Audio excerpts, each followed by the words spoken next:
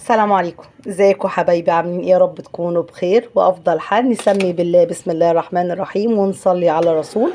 اللهم صل وسلم وبارك على سيدنا محمد وعلى اهله وصحبه اجمعين. وحشتوني وحشتوني بجد. ورمضان كريم وكل سنة وانتم طيبين، وربنا يصلح حالنا وحالكم جميعا يا رب، ويكرمنا ويوفقنا ويهدي اولادنا يا رب ويهدلنا الحال يا رب. طبعا انا قلت لكم ان انا في رمضان ما بصورش الاكل. مش حابه بصراحه. بس ممكن نعمل مع بعض الحاجات اللي هي العاديه، اللي هي الحاجات اللي ممكن تبقى من ضمن الاساسيات العاديه اللي ممكن تتعمل في البيت. عملت لكم مربى الجزر. ادي مربى الفراوله دول. 4 كيلو فراوله. جبتهم نقعتهم غسلتهم كويس قوي وصفيت، غسلت وصفيت بالمصفى عشان الرمله اللي بتبقى فيها. وبعد كده قطعت العنقود الاخضر اللي فيها الورقه الخضراء. وبعد كده حطيتها من امبارح في نفس الحله ديت، وحطيت على ال4 كيلو فراوله 2 كيلو سكر. انا كل كيلو بحط عليه نص سكر، ايا كان ايه هو الكيلو. اذا كان مربى جزر، اذا كان مربى فراوله، اذا كان تين، انا بحط على الكيلو نص كيلو سكر. حطيتها الفراولة وحطيت عليها ال2 كيلو سكر ودخلتهم في التلاجة وغطيت عليهم لتاني يوم على الساعة 10 في نفس الميعاد. بصوا عملت ازاي. انا عايزة كده. وزي ما قلت لكم عشان تاخدوا مربى صح، قبليها بيوم حطوا السكر عليها وسيبوها تاني يوم تنزل شرباتها كده او الصوص بتاعها اهي، ونبدأ نولع عليها ونسيبها تغلي بقى وتاخد وتدي كده مع نفسها. وبعد ما تبدأ الفراولة تخش على سوا وتبدأ بقى تبقى طرية معايا وجوسي خالص كده، همسك واحدة احطها في طبق واديها زي هرسة كده، تمام، بمعلقة. ولما الاقيها استوت هدي عصرة ليمونة، ليمونة او نص ليمونة على حسب الكمية بتاعتك. انا الكمية دي هحط لها ليمونة، تمام. وبعد كده قلوتين بعد 10 دقايق او 5 دقايق بالظبط واطفي عليها، تسيبها تهدى خالص الفراولة. وبعد كده نبدأ نجيب برطمانات نظيفة وايه ونخزنها. انا بحب اعمل الفراولة عشان البيتي فور بصراحة. كل سنة وانتم طيبين بقى. اللي بيعمل الكحك والبسكويت بقى عشان خاطر ان شاء الله العيد. احنا خلاص 14 رمضان اهو، كل سنة وانتم طيبين. رمضان جاي يجري، هو خلاص اول اسبوع بيعدي منه بيبقى خلاص رمضان جري. احلى حاجه بصراحه ده موسم الفراوله، اوانها رخيصه. انا جايبه، اللهم صل وسلم وبارك على سيدنا محمد وعلى اهله وصحبه اجمعين، انا جايبه ال2 كيلو ب25 جنيه، يعني الكيلو ب12 ونص. نزلت خالص. كانت الفراوله كانت ب30 و35 وب20 وب25، فهو كده ما اعتقدش ان هي هتنزل تاني يعني. جايبه ال4 كيلو دول، حطيت عليهم 2 كيلو سكر وهعملهم واخزنهم مننا ناكل لقمة مربى مثلا نفطر بيها الصبح او نتعشى بيها مع جبنة او اي حاجة. ومني ان انا اعمل بيها البيتي فور عشان ما اشتريش. وكل اللي موجود في البيت بيبقى خير وفضل ونعمة من عند ربنا. يلا بينا بقى نسيبها تغلي بقى وتاخد وتدي مع نفسها كده. واول ما الاقيها استوت واديها عصرة الليمونة، نشوف المربى بتاعتنا. وكل سنة وانتم طيبين. بصوا كده وصلت لايه.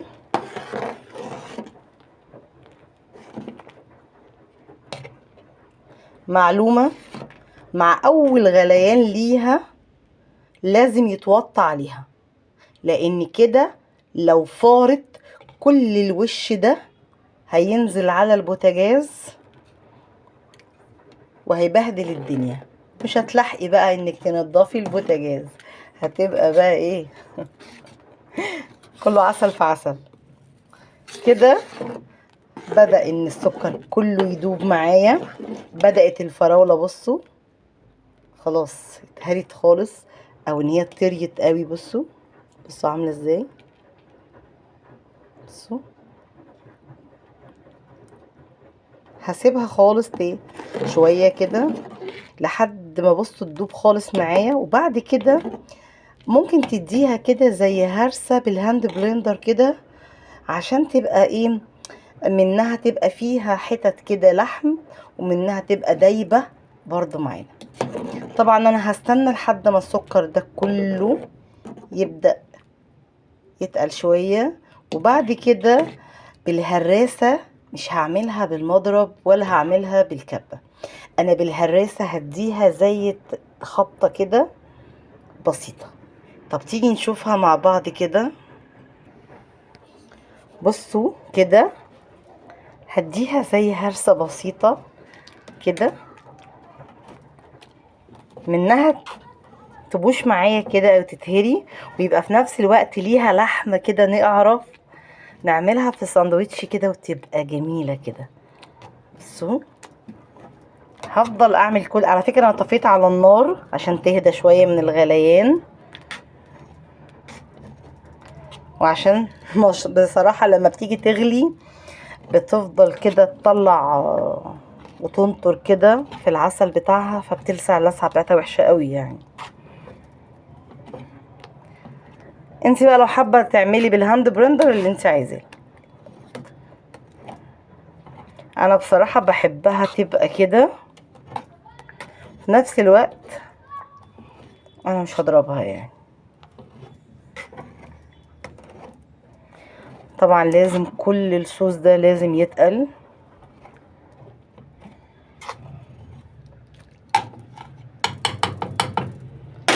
بص عليها كده، بصوا. طبعا ما شاء الله الدخانة طالعة على الكاميرا.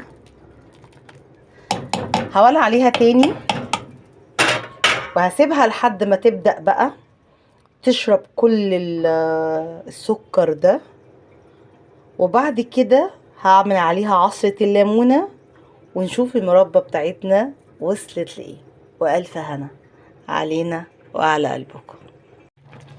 كده خلاص المربى بتاعتنا دخلت على سوا خالص. رفعت كده بالمعلقة، لقيتها ما شاء الله صوصها بدأ يقل خالص. الفراولة خلاص اهي اتهرت. اديتها عصرة ليمونة بالظبط 10 دقايق او 5 دقايق وهطفيها. طب هعرف ازاي؟ لازم اسيب فيها شوية صوص كده، عشان خاطر لما بتهدى بتمسك نفسها شوية وبتتقل، فيبقى برضو فيها شوية صوص كده عشان اقدر افرده مع اللحمة بتاعة الفراولة. بصوا عاملة ازاي، ما شاء الله جميلة، ريحتها حلوة قوي. بصوا مستوية. انا ما ضربتهاش بالهاند بلندر ولا ضربتها في الكبة، انا بس هرستها بالهراسة عادية خالص بتاعة البطاطس. بصوا الفراولاية عاملة ازاي جميلة، تحس ان انتوا بتاكلوها كده فراولة موجودة مش مهروسة كده ومفيش فيها مكان ولا وجود، مالية مركزها زي ما بيقولوا. انا خلاص هطفي كده على الفراولة بتاعتنا او على المربى بتاعتنا، وتبقى كده عملنا احلى طبق مربى ممكن تاكليه وبعمايل ايدينا وحياة عينينا. ولا هنشتري من بره ولا هنشوف بكام ولا اي حاجة من دي. يلا بقى هنطفي، ولما تهدى هنخزنها. والف هنا، وما تنسوش تدعوا لي دعوة من قلبكم وتشتركوا في القناة وتفعلوا لي الجرس، وبحبكم في الله. السلام عليكم ورحمة الله وبركاته.